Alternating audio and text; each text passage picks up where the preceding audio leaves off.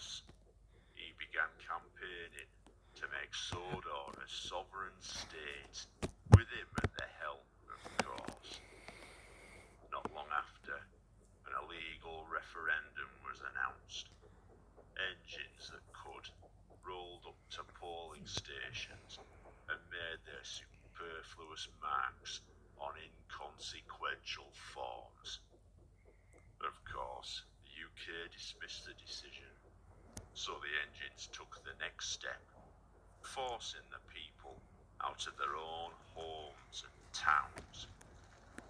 Petty acts of dissent, ranging from threats, civil disobedience, vandalism, to public indecency. When such intimidation became less effective, it was time for harsher measures. Chris Dixon was, by now, well known as the deadliest combatant in the Japanese engine MMA circuit. Engines tricked into coming to Tokyo were mutilated, turned into fighting machines, and then idolized by the baying mob. Oliver was the lucky one. He was retired to form the basis of a kid's playground. After years of pummeling his fellow engines into submission, Thomas funded the release and return of the document. But what appeared as an act of charity was something else. Something else entirely.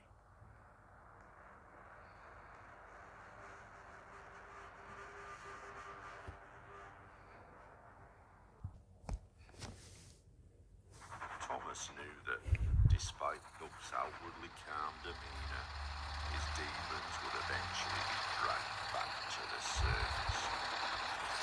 Bride or two to a corrupt rivalry scene, and the scene was set.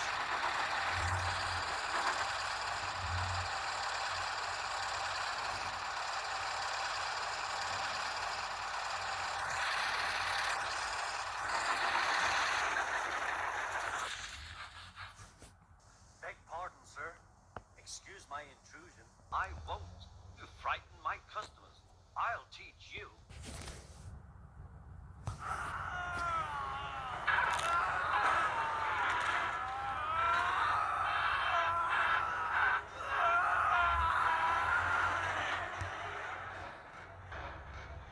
What was left of the island's indigenous population fled in fear for their lives, leaving Thomas in charge of a rogue state right off the UK coastline.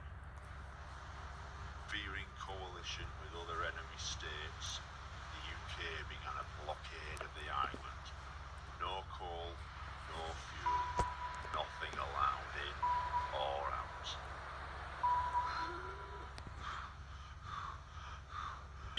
Would be the next step in purging our country. Apart from military use, all biofused engines would be banned from the mainland. Given the designation rail riders, recruited from the many whose lives were ravaged by biofusion, we would be employed to track down and deal with these illegals in any way we saw fit. Which brings us to Person here. Lured to Sodor with the promise of new life, he would give his life savings to engines with next to no knowledge of biofusion. The results were monsters like this. You have to wonder what conditions were like on Sodor for him to choose to hide here for all those years. Ali Solarco's psychic therapy. As if a married couple of engines weren't sick enough, Bakari and Ali Solarco's marriage was between an engine and a real person. They met met and were married within 6 months. In 1990, Picardi was taken ill, rushed to Sodor research, where he never left, just more raw material. Ali went on to make a modest living doing psychic readings. Biofusion had always been linked to ESP, who were never biofused. Time to make an appointment, get my questions answered.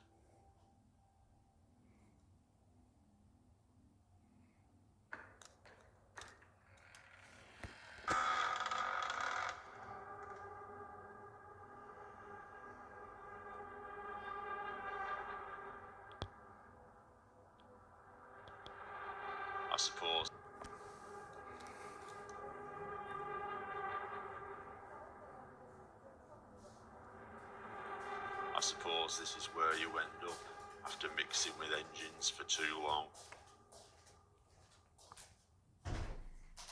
Poetic justice. Sit down, Mr. Hartley.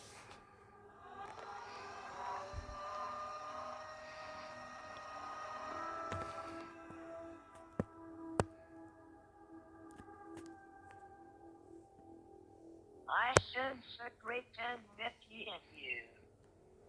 Hatred, fury, but also regret. Shame. Where does this remorse come from, Mr. Hartley? What has been done to you?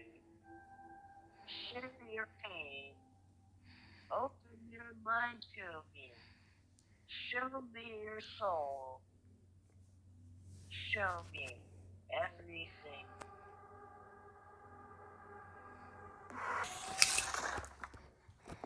Go! Yeah, ka-chow. Wait.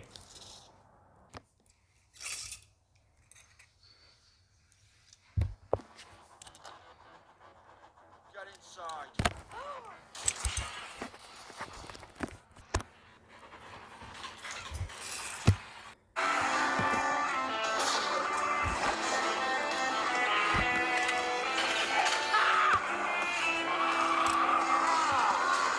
Do you really think I'm going to let you float away? Lightning McQueen!